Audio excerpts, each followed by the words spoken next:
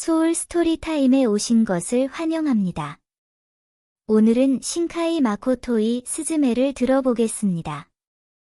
모험과 자기 발견의 이야기입니다. 지금 시작합니다. 장 -5 부 -6 고향 엄마, 다녀왔습니다. 밖에서 신나게 놀고 와서는 이렇게 커다란 목소리로 엄마를 부르면서 집까지의 짧은 이 언덕길을 뛰어 올라갔다. 12년 만에 같은 장소에 서니 갑자기 그 생각이 났다. 그럴 때마다 엄마는 나를 위해 달콤한 간식을 준비해줬다. 고구마 케이크나 시나몬 설탕이 뿌려진 튀김빵이나 콩고물을 잔뜩 묻힌 두부떡을. 집의 구조도, 간식의 부드러움과 달콤함도, 나를 부르는 엄마의 목소리도 오랫동안 새까맣게 잊고 있었는데, 지금 여기 선 순간 나 자신도 당황스러울 정도로 선명하게 그런 기억들이 머릿속에서 솟구쳐 올라왔다. 그 무렵 살았던 2층 집이 당장 눈앞에 보일 것만 같았다. 그리고 집 안에는 엄마, 다녀왔어. 그런 기억을 슬쩍 밀어 제자리에 놓으려는 듯 조용하게 말했다. 녹슨 조그만 철문을 한 손으로 밀고 집돼지 안으로 걸어 들어갔다. 그곳은 풀로 뒤덮인 폐허였다. 집은 낮은 콘크리트 기초 부분만 남아있고 그곳을 온갖 색깔의 식물들이 한껏 뒤덮고 있었다. 우리 집뿐만 아니라 일대가 다 똑같았다. 오래전 주택들이 있던 이곳 전체가 완벽한 폐허가 되었다.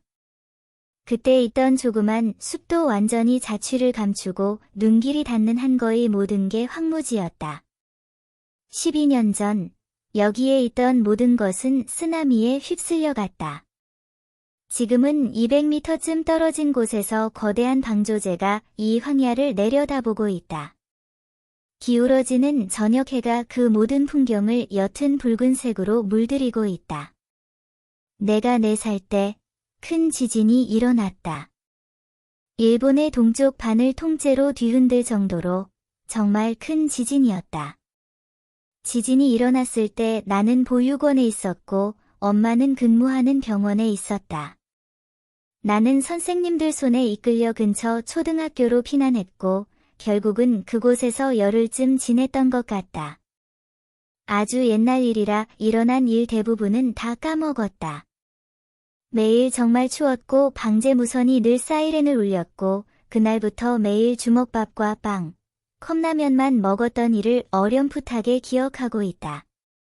그리고 다른 애들은 아빠와 엄마가 다 데리러 왔는데 우리 엄마만 도통 오질 않았다. 아버지 없이 사는 생활을 한 번도 외롭다고 생각한 적 없었는데 우리는 처음부터 엄마랑 둘만 살았다. 그때 많은 부모님이 다 있는 애를 진심으로 부러워했다. 너무나 외롭고 불안해 피난소에 있을 때 마음만이 아니라 내내 온몸이 다 아팠던 일도 어렴풋이 기억하고 있다. 그리고 그날 갑자기 엄마의 여동생인 타마키 이모가 규슈에서 나를 데리러 왔다. 내 엄마는 끝내 마지막까지 돌아오지 않았다. 집 뒷마당의 우물은 아직도 남아 있었다.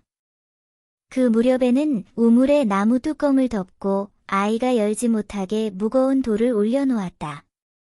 어린 나는 이따금 뚜껑 틈으로 조약돌을 떨어뜨려 물소리가 날 때까지 술을 헤아렸다.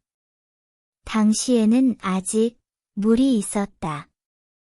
지금 그 우물의 구멍은 흙에 묻혀 있고 잡초가 무성했다. 녹슨 삽으로 우물 옆을 팠다.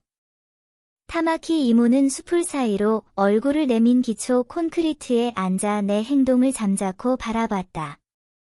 내가 뭘 하는지 틀림없이 궁금했을 텐데 참견하지 않기로 마음먹은 듯하다. 고양이들도 타마키 이모의 발밑에 가만히 앉아있다. 삽끝이 달그락, 딱딱한 것에 닿았다. 있다. 저도 모르게 소리를 내고 말았다. 삽으로 구멍 주위를 넓히고 흙 속에 손을 넣어 찾던 것을 들어 올렸다. 과자 깡통이었다. 뚜껑 한가운데 아이가 쓴 커다란 글자로 스즈메의 보물이라고 적혀 있다. 캔에 묻은 진흙을 털어내고 기초 위에 놓고 뚜껑을 열었다. 순간 푸른 다다미 냄새가 난 듯하다. 그 무렵이 집 냄새다. 일기장, 옆에서 살피던 타마키 이모가 물었다. 응, 내가 대답했다. 깡통 안에는 내 그림일기가 들어있었다. 이 밖에도 당시 유행한 달걀 모양의 조그만 게임기와 비즈로 만든 액세서리, 좋아한 색종이 등이 들어있다. 전부 지난주에 묻은 물건처럼 전혀 낡지 않았다. 플라스틱에는 매끄러운 윤기가 나고 색종이는 막 물들인 듯 색이 선명했다. 이 물건들은 당시 내가 늘 배낭에 넣고 가지고 다니던 것들이다. 타마키 이모와 규슈로 가기 전에 혼자 이곳에 와서 우물 옆에 깡통째 묻었다. 그것을 어렴풋이 기억하고 있었다.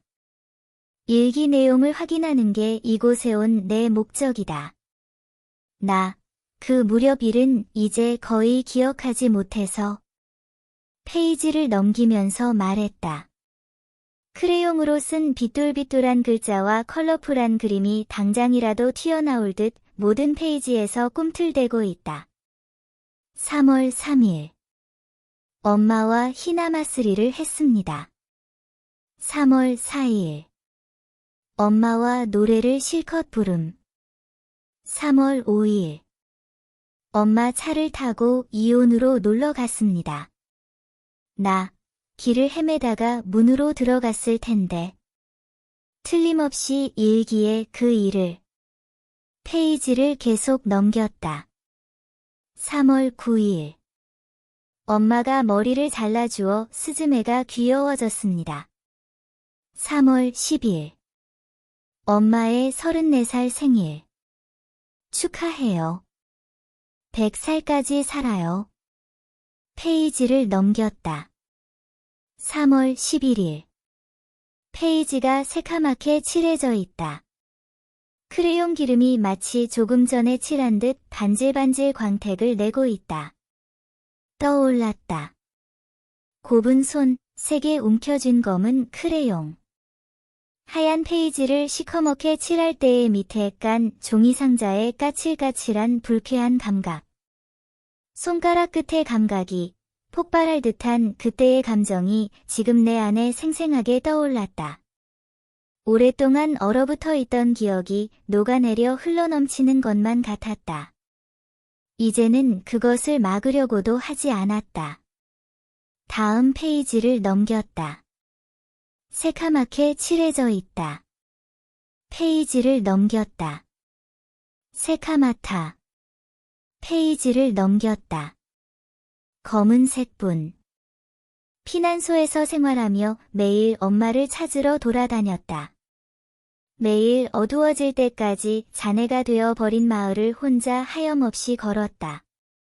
어딜 가도 누구한테 물어도 엄마의 행방은 알 수 없었다. 미안하구나. 스즈메, 미안해. 모두 그 말만 했다. 매일, 오늘 드디어 엄마를 만났다는 얘기를 일기에 쓰고 싶어서, 하지만 쓸 수 없어서, 그런 일은 없었던 것으로 하려고 매일 일기를 시커멓게 칠했다. 종이의 하얀 부분이 남지 않도록 정성껏, 필사적으로 검은 크레용을 칠해댔다. 페이지를 넘긴다. 검은색. 페이지를 넘긴다. 검은색. 검은색. 검은색. 검은색. 페이지를 넘긴다. 한숨이 흘러나왔다. 눈가에 차오른 눈물이 툭툭 일기에 떨어졌다. 그곳에는 선명한 그림이 그려져 있다. 문 그림이다. 문 안에는 별이 가득한 하늘이 그려져 있다. 그리고 그 옆 페이지에는 초원에 선 두 사람의 모습이 있다. 한 사람은 어린 소녀이고 다른 하나는 하얀 원피를 입은 머리가 긴 어른이다. 둘은 생긋 웃고 있다. 꿈이 아니었어. 손끝으로 살그머니 둘을 만져봤다. 부풀어 오른 크레용 물감이 마치 직접 과거를 만진 듯 손가락 끝에 살짝 묻었다. 꿈이 아니었다. 정말 있었던 일이었다. 뒷문으로 들어가 저 세상을 헤매다가 그곳에서 엄마를 만난 것이다. 내가 들어갈 수 있는 뒷문은 이 땅에 있다. 맞다. 그날 달이 떴어. 저 전파탑에 달이 걸려 있었어. 뒷문 그림 옆에는 달과 가는 탑 같은 물체가 풍경으로 그려져 있었다.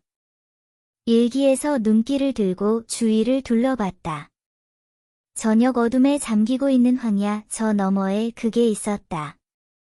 어두컴컴한 풍경에 성냥개비 하나만 서 있는 듯 전파탑이 여전히 똑바로 서 있다. 그곳을 향해 달리기 시작했다. 자, 잠깐만, 스즈메. 타마키 이모가 당황해 소리쳤다. 뭐야? 그 문을 찾았어? 12년 전 자네 외에는 아무것도 없을 텐데. 당혹스러워하는 목소리가 등 뒤에서 멀어졌다. 어두워지고 있는 황무지를 전파탑을 향해 곧장 달렸다. 옆에는 사다이진이 마치 내 그림자라도 되는 양 나란히 달리고 있다. 키가 큰 잡초 속에는 가끔 콘크리트 바닥이 있고 짧은 계단도 있었다. 타이어와 목재 등이 방치된 잔해도 있었다.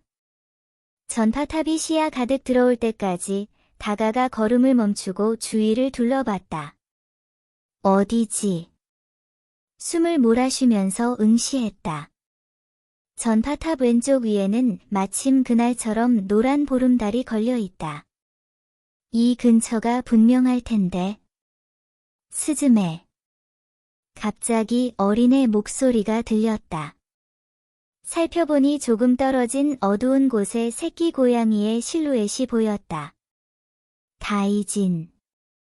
달려가자 다이진은 도망치듯 말없이 달리기 시작했다. 아니, 기다려. 뭐 하는 거야? 뒤를 쫓았다. 콘크리트 밑동만 남은 문 같은 장소를 통과했다. 그곳에서 다이진이 멈추더니 나를 올려다봤다. 담쟁이 덩굴에 뒤덮인 널빤지 같은 것이 낮은 돌담에 기대어 누워있다. 이거. 풀밭에 무릎을 꿇고 널빤지를 자세히 살폈다. 문이었다. 표면을 덮은 담쟁이 덩굴을 두 손으로 거칠게 뜯어내기 시작했다. 문을 덮은 뿌리는 강하고 단단해 힘껏 뜯어내지 않으면 좀처럼 뽑히지 않았다. 날카로운 잎과 줄기에 손바닥에 설핏 피가 뱄다. 하지만 그리 아프지는 않았다. 정신없이 덩굴을 뜯어내 드러난 문을 두 손으로 안고 돌담에 세웠다. 그것은 어느 집에나 있을 법한 아주 평범한 나무 문이었다. 디귿자 형태의 나무 틀에 경첩으로 문을 달았다. 표면의 장식판은 너덜너덜 벗겨지고 허리 높이에는 녹슨 손잡이가 달려 있었다. 틀림없어. 이 문이었어. 이 문이 어린 시절 내가 연 내 뒷문이었어. 다이진, 너 혹시 한 가지 생각이 갑자기 내 머리를 스쳤다. 뒷문을 열었던 게 아니라 뒷문이 있는 장소로 나를 안내해 준 거야? 야윈 얼굴에 커다랗게 열린 노란 눈동자로 다이진은 나를 물끄러미 바라봤다. 지금까지. 계속. 자연스럽게 뜨거운 감정이 솟구쳐 솔직한 심정을 토해냈다. 고마워, 다이진. 다이진이 놀라는 듯한 표정을 짓더니 그로부터 깡마른 몸이 점점 부풀었다. 축 늘어졌던 귀와 꼬리가 신이 난 듯 힘껏 솟았다. 스즈메, 가자. 다이후쿠 18처럼 통통한 새끼 고양이로 돌아온 다이진이 신이 난 목소리로 말했다. 18 찹쌀떡. 응. 문이 손잡이를 잡고 열었다. 에어록이 열린 듯 푸시쉿, 바람이 밀려오며 내 몸을 밀었다. 열린 문 안에는 반짝반짝 빛나는 별이 가득 든 하늘이었다. 우와! 저도 모르게 감탄의 숨을 내쉬고 말았다. 꿈에서 계속 보아온 별밤이 지금 눈앞에 있었다. 그저 보이기만 하는 게 아니었다. 그 바람에는 낯익은 냄새가 났고 그 비대는 만질 수 있을 듯한 실존이 있었다. 들어갈 수 있어? 이상하게도 그런 확신이 들었다. 이것은 나를 위한 뒷문이야. 어느새 사다이진과 다이진도 나란히 내 옆에 서 있었다. 스즈메. 그때 뒤에서 소리가 났다. 돌아보니 타마키 이모가 이쪽을 향해 달려오고 있었다. 나는 크게 외쳤다. 이모. 나 다녀올게. 뭐? 어딜? 좋아하는 사람에게. 대답하고 문으로 뛰어들었다. 고양이들도 따라왔다. 마치 프리즘에 둘러싸인 듯 형형색색의 눈부신 빛이 나를 감쌌다. 별표 별표 별표. 타마키 이모는 문틀 안으로 훌쩍 사라지는 내 실루엣을 봤다고 했다. 잘못 봤겠지? 그렇게 생각하고 달려오니 문 주위에는 아무도 없었다. 조카도 고양이도 없었다. 바람 한 점 없는 적막한 밤의 초원이었다. 돌담에 세워진 문이 널빤지만이 보이지 않는 세계에서 불어오는 바람에 나부끼듯 끽끽 소리를 내며 흔들리고 있었다. 스즈메. 중얼거리는 목소리는 잠겨 있었다. 무슨 일이 일어나고 있는지 도무지 알 수 없었고 본 것을 믿을 수 없었다. 타마키 이모는 혼란스러웠다. 단순히 본가에 간다고 해서 해결되는 게 아니리라는 불길한 예감은 이미 있었다. 그러나 지금 이 상황은 타마키 이모에 의해 범위를 훨씬 넘어선 것이었다. 언니. 타마키 이모는 어디와도 이어지지 않은 문을 바라보며 생각했다. 혹시 거기 있으면 부탁해. 스즈메를 지켜줘. 이윽고 문이 흔들림이 딱 먹고 살그머니 가을 준비를 시작한 듯 벌레들이 은밀하게 울기 시작했다. 소울 스토리타임을 시청해주셔서 감사합니다. 오늘의 이야기가 마음에 드셨다면 좋아요와 구독을 눌러주세요. 매주 별표 월요일, 수요일, 목요일, 토요일 별표의 새로운 이야기로 찾아뵙겠습니다. 다음 이야기까지 행복한 시간 보내세요. 그럼 안녕.